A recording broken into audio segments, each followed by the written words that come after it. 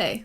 When I, earlier this year, started to reflect back on the previous year, 2024, and think about what games I'd played and the impact they'd had on me, I found that the exercise wasn't as fun as I would have liked it to be. It wasn't as exciting given the methods at my disposal, right? So we have the Steam recap if you play Steam games, and Nintendo Switch actually does something similar on their website. I don't know if anyone knows about it. I just discovered it this year. And also YouTube has started getting in on this and doing like a YouTube gaming recap where it talks about like different streamers you watch. It's all interesting to a certain extent. I think it's just that it's all very numbers focused without a lot of context for those numbers. And I love to do a little qualitative analysis, and I thought it would be fun to create for myself a little guide to review my year in gaming and have this available to do every year that captures not only what games I played and the numbers and the percentages, but also how I felt about those games and what memories I made in my gaming life last year. So if this is resonating with you at all, then I've got you covered.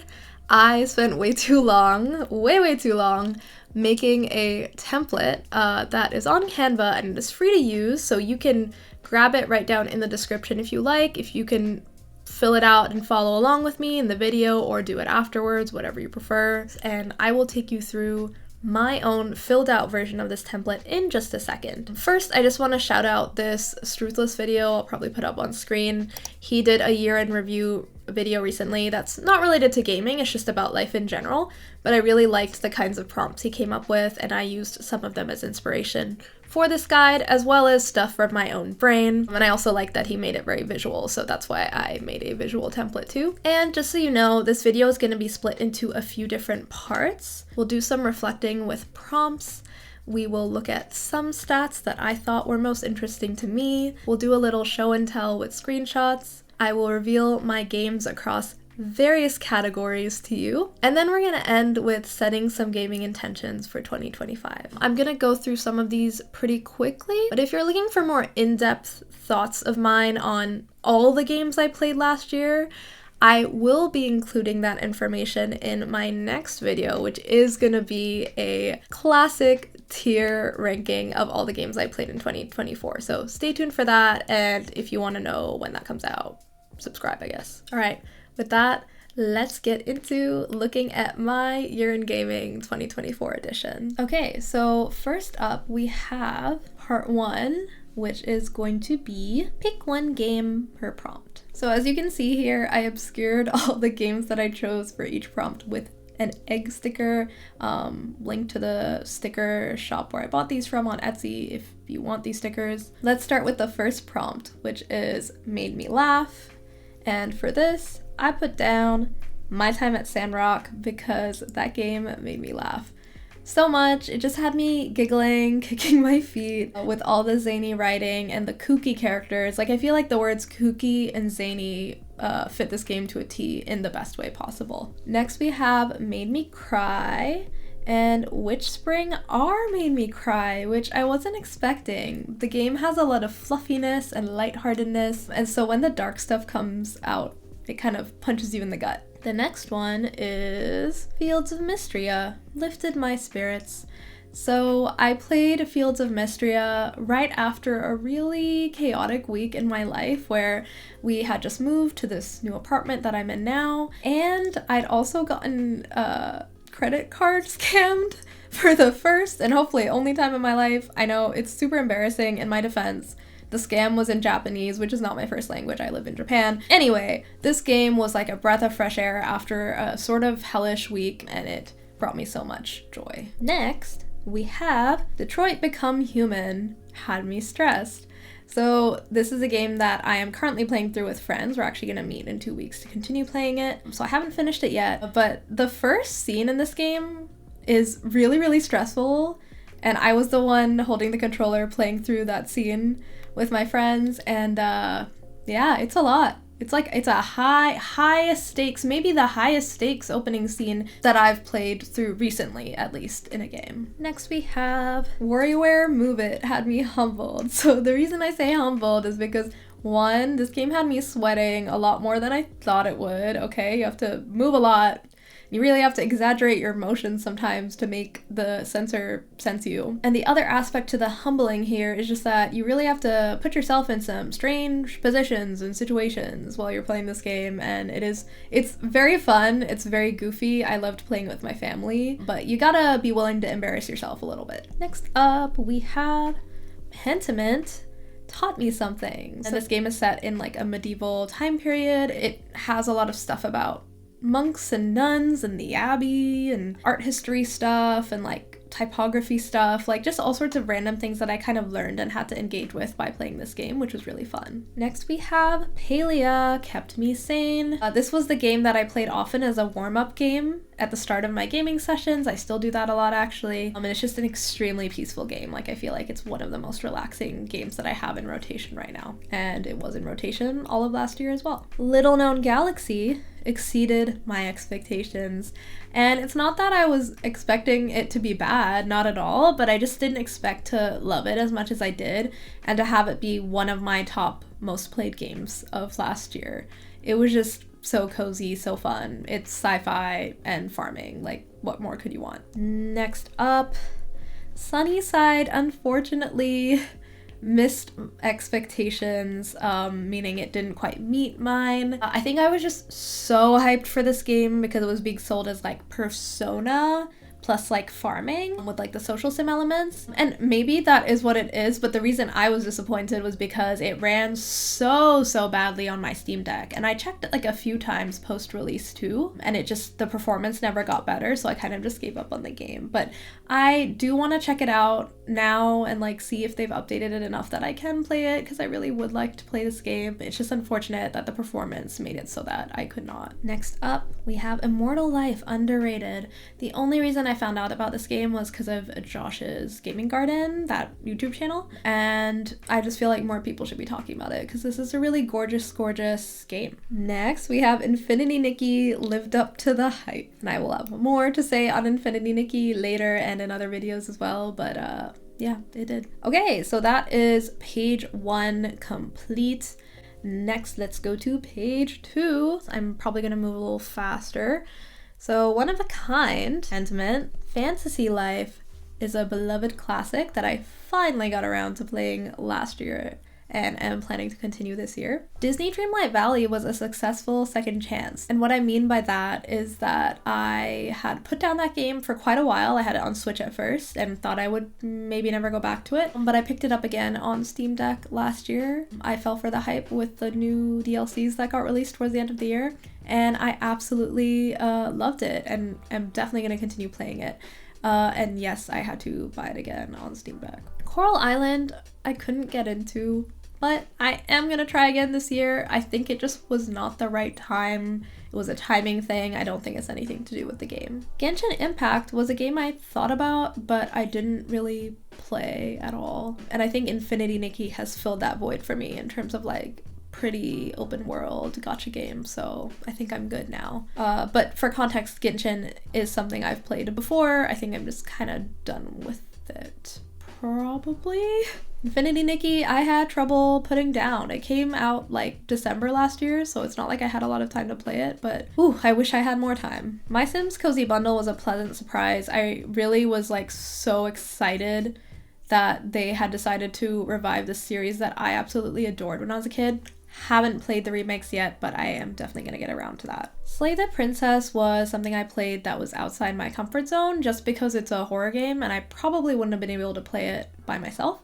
But I played it with a few siblings and my partner as a group session, and it was an incredible experience. Palia is great value for money because it's free, and I did end up spending a tiny bit of money on it. I bought some pets when I hit around 50 hours because at that point I was like, I've got so much out of this game, I might as well spend a little money on it. But honestly, I feel like I can easily play it without spending money. Your mileage may vary, but for me, it's a really great game, and I feel like I'm getting a lot out of it. Fantasy Life, The Girl Who Steals Time, is what I wanted and didn't get, and I'm sure a lot of people feel this way. Don't get me wrong, I am always pro a game being delayed so that it can be polished to the point that it is actually ready for release. I'm just I'm sad because I was so excited for it. That said, I did get to play it a little bit at an event I went to last year, and if you want to hear more about that, there's an older video on my channel that you can check out where I talk about my experience going to Tokyo Game Show 2024. Infinity Nikki is what I wanted and I got. I remember we weren't sure like when Infinity Nikki was going to release, and I was actually pretty certain they were going to push it to 2025. So when they announced that it was coming out in December of 2024, I was over the moon. And with that, we are finished with our second page here. Next, let's go to part 2. And here we're going to look at some stats for nerds. It's me, I'm the nerd. This page, the statistics I mostly calculated manually. I did try to look at like the Steam replay or whatever they called it to get some stats, but since I played across a few different consoles, I ended up just doing these calculations myself. Okay, so total games played, 26, and most hours played. I have my top 3 here. So my time at Sandrock, I think I was at about 190 something hours, so close to 200, which is extremely unusual for me. Like for me, if I'm going above 100 hours on a game, it means there is something in that game. And number 2 is Little Known Galaxy. And number 3 is Palia. But what stands out to me is that Little Known Galaxy made it all the way up to my number 2 most played game. I think I was at around 90 hours for that game, and then Palia was around 60 by the end of last year. Yeah, again, like I was not expecting Little Known Galaxy to win my heart as much as it did. Top platforms. I played mostly Steam Deck by far. I barely touched my Switch, which is why it's coming in at number 3 here. But I was pleasantly surprised to see that 3DS was my second most played console last year, and I kind of want to keep that trend going because I've been really enjoying my time playing my old 3DS again. Top genres, life sims, farming sims, and RPGs. No surprises there for me. Games bought, 23, okay. So I played 26 games and I bought 23, but just to be clear, not all the ones I bought were ones that I actually played this year. As you can see, bought but unplayed, I'm at 52%. Now that is a lot higher than I would like that to be, and that is something I'd like to work on. If I'm not going to be playing a game in that same year, I feel like I probably don't need to buy it. I can just wait for the sales to roll around a couple times until I actually want to play the game, you know what I mean? So let me know if you have any tips to not let this percentage be this high. I thought I was better about this than I am. Previously unplayed, 69%. Most of the games that I played last year were brand new to me. Indie games played was at 50%, which is cool. Sometimes it's hard to judge. Like some indies are just they're indies, but they're like huge studios, right? So keep in mind, like this could be big AA indie studios or even like solo developer games. But I am really glad to see that I am playing a good mixture of indie games as well as AAA games, because that's what I would like to do. I'd like to have a varied gaming diet in that sense. New releases 2024 made up 15% of the games I played last year. So 15% is actually a lot lower than I thought this would be, and I'm actually quite pleased that I haven't gotten caught up in the hype with too many new games and just like bought them and played them just because of the hype. Don't get me wrong, I do like being on a hype train. I like sharing the excitement with other people when a game I'm really excited about is about to come out. But I am glad that this number isn't too high, because I also feel like it is important to me personally that I play games that are older too, or don't shun games just because they're a few years old. Classic games that are 8 years old or more. I'm calling them classics because that's what Steam calls them. This made up 15% of what I played as well, which is interesting, and I'm glad to see that I am playing some games that are that old. I would love to even push this percentage up a little bit, though, you know, I can't blame myself if I want to play like the new stuff that's coming out, but I do have like a huge catalog of older games that I really want to catch up on someday. So, you know, maybe next year will be the year where I push this percentage up a bit. We'll see. We'll see when I get to the setting intentions part of this exercise. Free-to-play games made up 2 of the games that I played this year out of the 26 total, and those were Palia and Infinity Nikki. So both of those are free to play. They do have monetization, but out of the 2, Palia, as I said, I spent a tiny bit on pets once I realized I was going to be playing the game for the long term and hit like 40 to 50 hours. I let myself buy something. I set rules like that for myself, and I told myself the next time I'm allowed to buy something in the Palia stores if I hit 100 hours. I feel like that kind of keeps me grounded a little bit. Infinity Nikki, I have not spent any money on, and honestly, I don't plan to. I'm quite happy with the outfits that you can get just through random chance or through buying through the in-game currency, so I'm good with that. Alright, so with that, we're done with looking at stats. Next, let's go to part 3, where we will do some reflections on gaming and on community. Okay, so the egg stickers are gone here. These are textual answers. Let's start at the top with a big regret. So a big regret that I had was remembering that I reset my Animal Crossing New Horizons island. So I don't remember when I reset it. It might have been before last year, but I remembered that I did it last year because I opened the game up after a long time away, saw that I was on a brand new island with like 4 villagers, or not even 4, just like 2 villagers. It's like I hadn't even gotten out of the first few days of the game, and I was so sad. I missed my old villagers so much. I miss Benjamin, I want him back. I miss Lolly, I miss Rosie, I miss the robot ostrich guy whose name I can't remember. I would say I miss Cherry, but actually, thankfully, the saving grace is that Cherry is still on my newly reset island.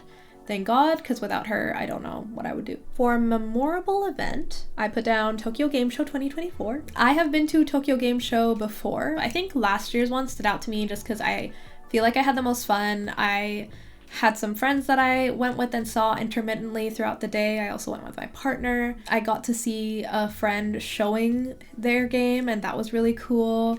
And I just got to try so many games, and there were so many games that I got excited about, so I feel like it just felt different last year. And I made a whole YouTube video about it that I'll probably link somewhere here, so if you want to hear in detail about my experience, you can go check that out. For a welcome change, we have playing my 3DS again. So yeah, last year I think was the year that I really started getting back into my 3DS. So I have the same 3DS that I've had since I was a kid, since I was like, I don't remember, like 10 years old. The same 3DS where I first played Pokemon Diamond. And playing it again has just been so much fun. I've mainly been playing Fantasy Life, but I've also played a little bit of Kirby, the Yarn Kirby, whichever one that is. Epic Yarn Adventure, I think, and also Tamagotchi Corner Shop. I have been loving all of those, and there's so many other games I want to play on there too. If you have any 3DS recs, let me know, and I'll probably talk a little bit more about 3DS when I get to intentions. A frustrating moment. Redoing the final boss fights and going through unskippable cutscenes in Witch Spring R. So yeah, this really happened, and it's unfortunate because I was loving this game, and I feel like up till this point it felt like a 10 out of 10, well maybe not 10 out of 10, but it was like a 9 out of 10 at that point game for me. Like it was almost perfect. Until the end when I finally like lost a boss fight for the first time, and it put me back. It was the final boss, and it put me back several mini bosses before the final boss, which I wasn't expecting, but I was like, okay, fine. Like, okay, the game's a little hard now. That's fine. It is the final boss. I guess I have to do all these mini bosses again as well. But what really got to me is that the cutscenes were also unskippable. And so these cutscenes were like end game cutscenes. So they were like minutes long at a time, and there were multiple of them, and I couldn't skip them. So I remember I was just like making dinner and waiting for the cutscenes to play out so I could redo all the fights, and it kind of just took the wind out of my sails, you know? Like I feel like I had such a good momentum going with the game, and it just like soured the end a tiny bit for me, but not enough to like impact my overall experience with the game. But it's just like I wish that wasn't my last final impression of the game. You know what I mean? All right, a social highlight. Playing Smash and Mario Party Jamboree with family over the holidays. Yep. So with my family, we have house rules that we take very seriously with Smash. Like we have our own way of playing. We take it very seriously, but in a fun way. And Mario Party Jamboree I played for the first time because my cousin owned it, and it's a lot of fun. It's definitely way better than the Mario Party I own, which I think is Superstars. I think Jamboree is a lot more fun. It's got a little more added mechanics to it. A solo highlight, dating Unsure and my time at Sandrock. Now, if you don't know my time at Sandrock, it's a life sim focused on crafting. And if you don't know Unsure, he's a boy, he loves rocks. He is my husband in the game, and I love him so much. A great decision, getting together regularly with IRL friends to play games.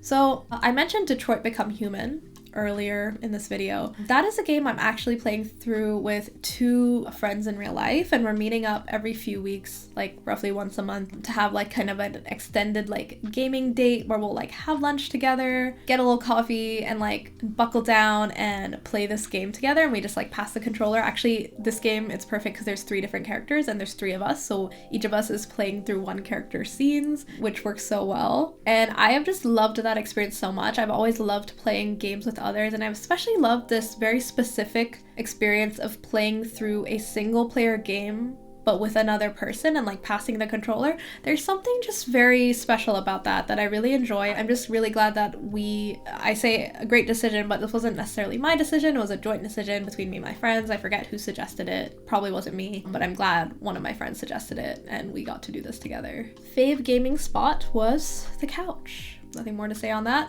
Fave activity while gaming: listening to podcasts, normal gossip, and petty crimes. Those are 2 specific podcasts that I'm naming because I discovered those last year. I had my cousin recommend one to me, and the other one I just found out about, and I have loved those podcasts because they're really lighthearted and silly, and they pair really well with cozy games. Like, you gotta trust me. Like, listening to petty crimes while farming pumpkins in DDV is just one of my favorite things to do. Fave gaming podcasts. So this is specifically podcasts that are about gaming, right? And last year was so nice because we had like some new podcasts come out. So Slow Burn, the cozy gaming podcast, heard of it? Like my favorite podcast ever. They're on a little break right now, but I'm literally so excited for them to come back.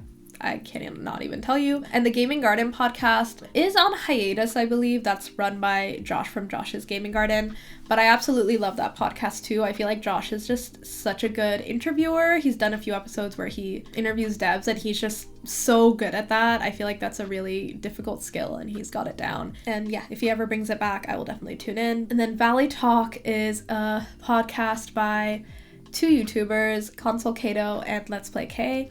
And it's probably a big reason that I got back into Disney Dreamlight Valley last year is listening to Valley Talk. All right, that's the end of that page. Next, we have a few more reflective prompts. For comfort streamers, I already mentioned some of these names, but we have Josh's Gaming Garden, Let's Play K, and Cool Like. So all 3 of these are people that I love for different reasons. Cool Like, I think she might only be streaming on Twitch right now. I mean, she does have a YouTube channel, but I don't know if she's posting regularly right now. Josh Gaming Garden, I already mentioned, but he is like the best person to go to if you want someone who has in-depth knowledge on farming sims and you want to discover hidden gem farming sims. Highly recommend him. Let's Play K, she does a lot of DD or Disney Dreamlight Valley content and also Infinity Nikki now, and I just love her streams so much. It's so fun tuning into those. I am a frequent lurker. Fave new YouTube subs. So these are channels that I discovered and subscribed to last year, and I did not know you could get this information, but there's actually somewhere you can go to in your Google dashboard, I believe, and then look at your YouTube subscription history. Just FYI, in case you're interested. So these are people I found and I loved. We have Cozy Feiji, and their channel, they do a lot of like video essays, and I really like the topics that they choose and the way they cover them, I think is really fantastic and insightful. And we have Fiona Sangster, who also makes very, very long video essays, very comprehensive video essays about Stardew Valley primarily, though I think maybe they're branching out now, but just extremely well done, so funny, so thoughtful. Fawn is another creator that I discovered and I love. They make these like tier rankings of how girly pop things are. Girly popology, as they call it. For example, like they'll look at all the dark type Pokemon and sort them into how girly pop they are. And I just think that's incredible, and it's an educational opportunity I have never had before, and I'm glad to be getting that education now. And last but certainly not least, we have the Nina Gabriella, and I really have been loving their videos. They make a lot of stuff about 3DS games like Style Savvy, and also just like kind of deep dives into different series like Harvest Moon and the Imagine series, which I find really interesting to watch. Yeah, these are all YouTubers that I adore and I recommend you check them out. The first time experience that I had was doing YouTube. Asterisk, as an adult, I have had YouTube channels as a kid. I actually had multiple, and they are all private, so you cannot find them, or at least you can't find the videos that they had on them. Yeah. A crime. So here I put the Nintendo Pokemon Palworld fiasco.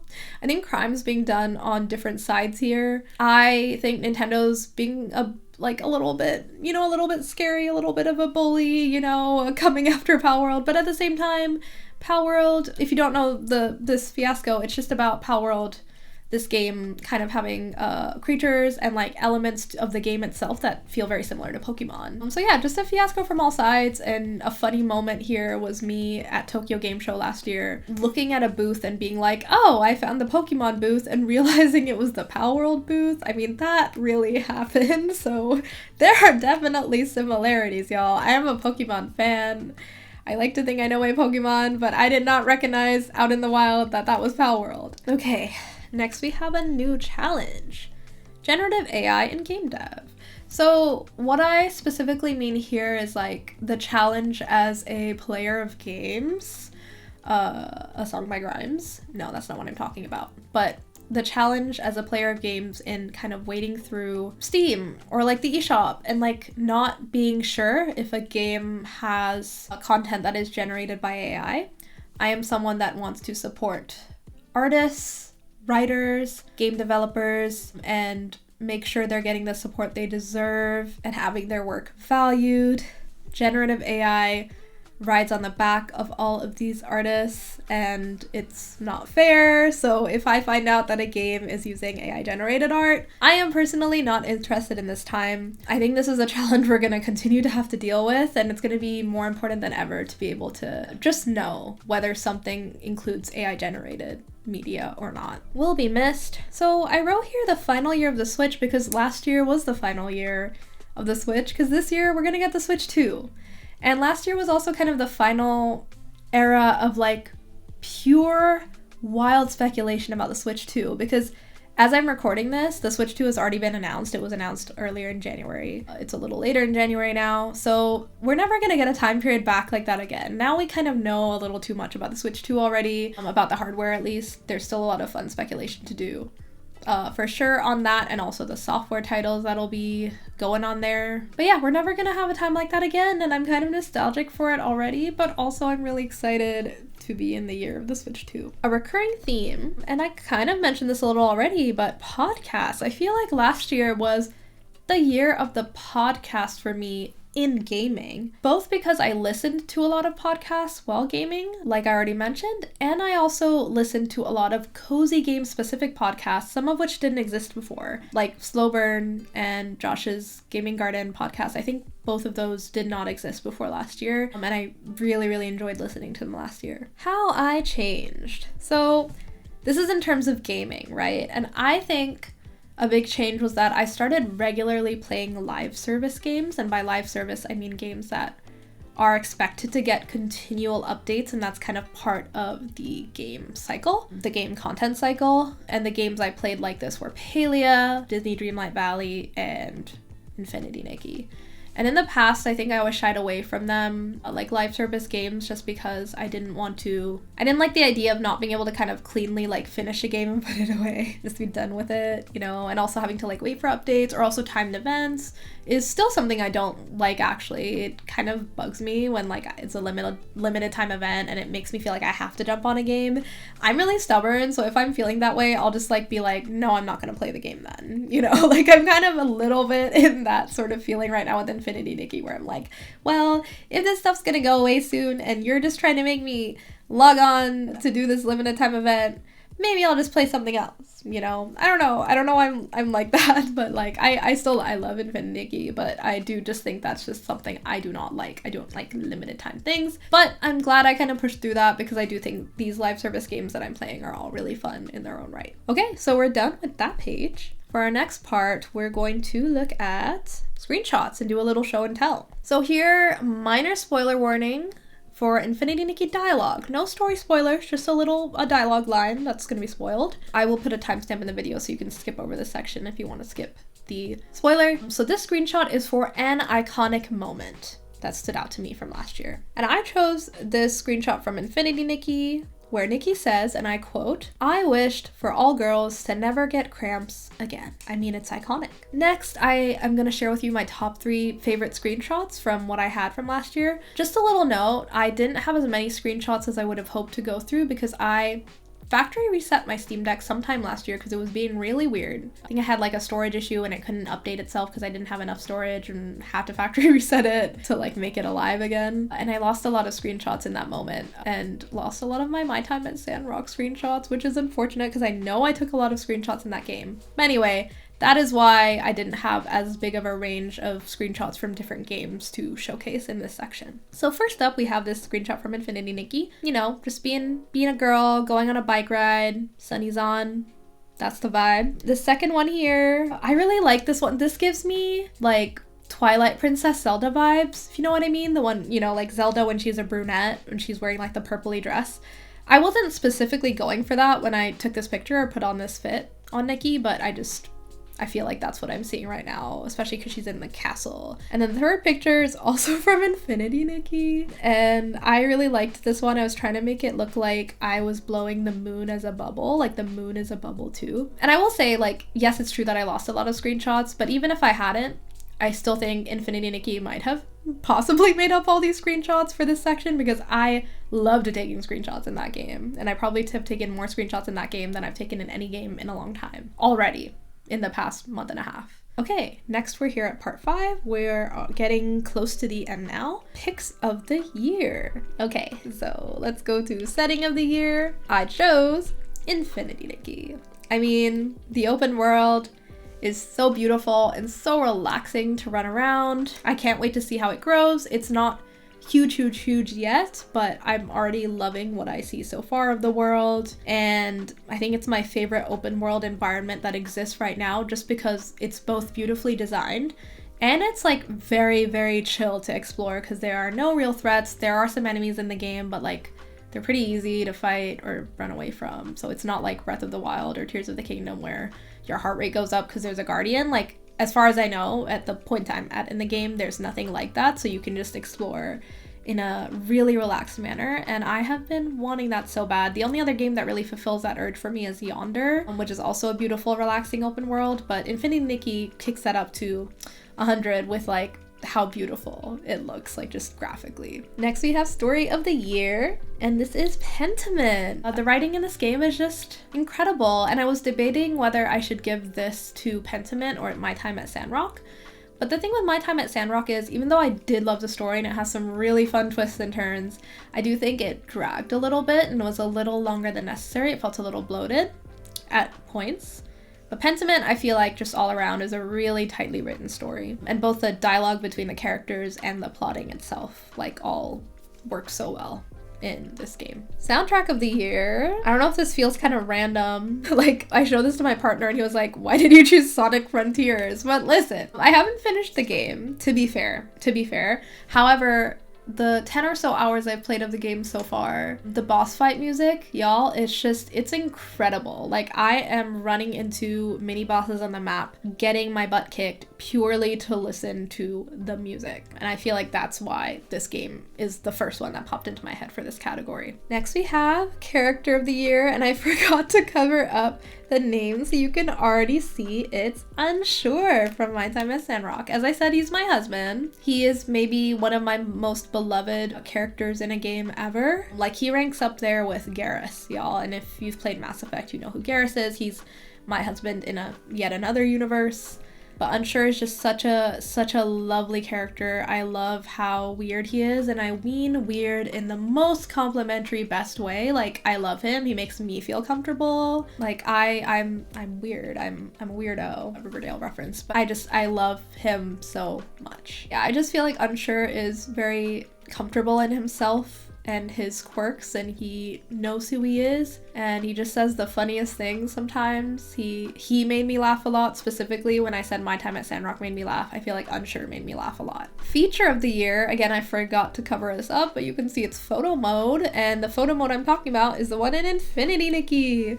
Now, never has a game's photo mode ever made me want to take pictures the way Infinity Nikki's has. And I think it's both because of the design of the photo mode itself, as well as the outfits and the customization in Infinity Nikki. But even if you just look at photo mode itself, I just feel like it's really detailed. Like, you can add all these filters, you can add different lighting that you unlock over time. You unlock lighting, you unlock poses, and you unlock filters over time that you can use. So like combining all these things, you can customize the photos to like, you have all these adjustment settings for the photos as well as you're taking them, so you can really make pictures look like how you want them to look, and it's just so satisfying. Next we have release of the year, which you might already be able to tell is Infinity Nikki. So this is 2024 release, right? Yeah, I mean, it's popped up a lot on my year in review already, so you can probably tell. I loved Infinity Nikki so much, and even though it came in at the very end of the year, it made a big impact on me. Last but not least, we have GOAT of the year. So this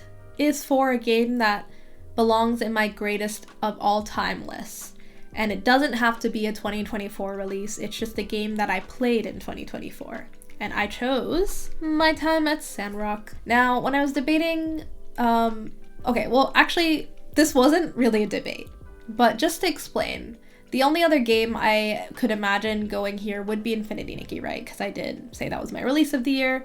But the reason Infinity Nikki is not GOAT of the year is because I feel like, one, I need to play the game more to know, and two, I don't know if it ever could be. It's not the kind of game that like moves me or where the characters stick with me in that way, Infinity Nikki, right? Like, it's a beautiful experience, but it's not that.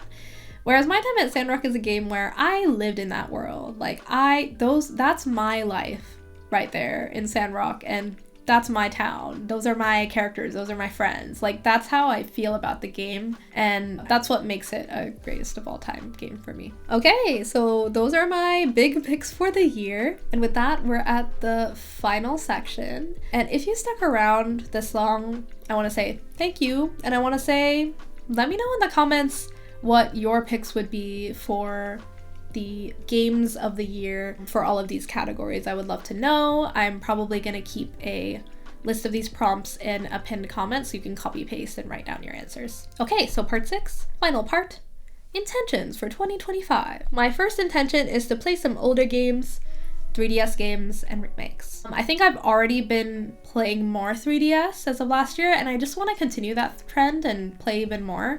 I feel like I have a long list of games that I want to get around to, like the Style Savvy series comes to mind, the older Story of Seasons / Harvest Moon games. There's this series called Magician's Quest. I don't know if it's a series or it's just one game, but I really want to play it. It's like similar to Animal Crossing. I started playing it, but I want to like properly play it. And all the old Zelda games. So I want to play Majora's Mask, I want to play Wind Waker, I want to play Spirit Tracks, I want to play Phantom Hourglass. Like, I haven't played any of those. I also want to replay and finish Twilight Princess, which is a Zelda game that I played when I was a kid. It was actually the first Zelda game I played, and I fell in love with it, but I only got to play maybe like a third or a half of it before one of my mom's friends took the game and never gave it back. That is my villain origin story. But yeah, anyway, I've always wanted to finish that game. I was really enthralled by it when I played it when I was a kid. So yeah, I want to get around to that this year, hopefully. Number 2, play some games in full Japanese. Now, the reason I say full Japanese is because I already play a lot of games with Japanese voices on, but the text is still in English. But no. I want to play some games, even just one game this year, with full Japanese, like text included. And to give some context to this, I am studying Japanese actively. I take lessons every week. I live in Japan, so it's like important for me to increase my language level, and I also really, really want to. And I want to get better faster, and I feel like kind of integrating my hobby, my main hobby, gaming, with some learning, like combining those things, would help me accelerate faster. Okay, number 3, play some short games. Less than 3 hours. So I say less than 3 because I feel like 3 hours is like the max I would think of for a single sitting. That's like the length of like a Bollywood film, you know? So like that's the longest I'd be willing to do. And the good thing is I think this is already happening. I've already played one short game with my partner last week, and we're probably gonna play another one this evening because we've started doing Monday game nights, and we both have been talking about how we want to use that time to play some shorter games. Number 4 is try gaming at cafes and coffee shops. So I say try because if I end up not liking this, I don't have to do it, but I want to at least try, especially with my 3DS because I feel like that's so convenient to pop into my bag and take anywhere. I want to try playing it out at coffee shops and see if I like that experience, because I think that would also let me like have an excuse to try out new cafes and new coffee shops, because that's something I used to like to do a lot, but I feel like in recent years I've kind of gotten lazy about that and I just go to the same places or don't go at all. And like, don't get me wrong, it's nice to save that money, but I feel like it is fun to just, you know, I love coffee, so I like going to coffee shops. So combining those hobbies I think would be great, similar to a previous intention. Like I'm thinking about how to combine gaming with other things. And I know I could theoretically do this with my Switch or my Steam Deck too, but honestly Steam Deck, way too big. I don't think I'd ever do that. Switch, maybe, but I feel like realistically it's gonna be my 3DS that I'm carting around. Number 5, try a genre outside of my comfort zone. So again, I'm saying try, like I don't have to like it, I don't have to stick with it, but I would like to try a game that is like really outside my wheelhouse and just see how I feel about it. And one game that's coming to mind now that it's not quite different enough, so I'm not sure if this is allowed, but I might do Dark Souls. I love RPGs and I play them semi-regularly, like especially in the past I used to play a lot of RPGs. Lately not as much, just because they're really long. And I know Dark Souls is an RPG, but it's also a game that I've always been like, that's not my kind of game, just because it is very, I know it's very punishing and very challenging, and also like very dark in atmosphere, but maybe I do feel like that's outside my comfort zone, even if it's still my genre. Does that count? I don't know, maybe I'll find something else that's a little more like actually a different genre, because I do play RPGs and I do play some combat heavy games too, so I feel like maybe that's not quite right. I don't know. If you have any suggestions for games I should try, like I already play cozy games, farming games, life sims, RPGs, visual novels, and narrative games, walking sims on the regular. So if there's anything outside of those genres that I just listed that you would suggest I try this year, let me know. I would love some suggestions. And finally, drumroll, we have number 6. Try gaming more as a social activity. So I already mentioned that I started doing this with Detroit Become Human and my group gaming sessions with in real life friends, but I also want to try this in other ways too. As I said, I started Monday game nights with my partner, so I think that'll be nice to play games with him, though I don't really count him as like socializing because he's too familiar to me. But one big way I want to try this is through streaming. So I would like to try streaming on this channel, and I am planning to start doing it sometime soon. By soon, maybe like in February. So if you're interested in that, stay tuned. I think there's a lot of games I'm playing right now that would be really fun to stream and chat to people with while I'm playing. And I think I'd also just like to create more opportunities to have friends over once in a while to play Mario Party or Mario Kart or Mario whatever together, because I feel like even though I have a Switch and I have lots of controllers, I don't really do that enough. And that is my year in gaming 2024. Would really love to know what you think. So again, check my pinned comment if you want to just give me like your quick answers to some of my shortlisted prompts from this exercise. And again, if you want this full template to fill out yourself, it is free. You can go do it. The link in my description. I'll have the PDF version probably on there, as well as like the Canva template link, so you can fill it out literally even on your phone. It's super easy. And if you end up doing that, let me know if you do. I'd love to hear about it. You can always contact me on Blue Sky or send me an email that's like on my YouTube channel. If you want to share, I would love to see it. And if you watched this far, thank you so much. I know I sound a little sick in this video. It's because I am sick. I have a lot of fun plans for this year. Like I want to try streaming, and I also have just a ton of video ideas that I am working on down in the pipeline. So stay tuned for those. The next video will most likely be a tier list of all of my 2024 games. There will be some games in that video that I actually didn't even mention in this one just because they weren't relevant to any of the prompts. So if you want to hear about those and hear my more in-depth thoughts on every single game and see how they stack up, we'll do that then. Yeah, that's it. I'll see you in the next one. Bye.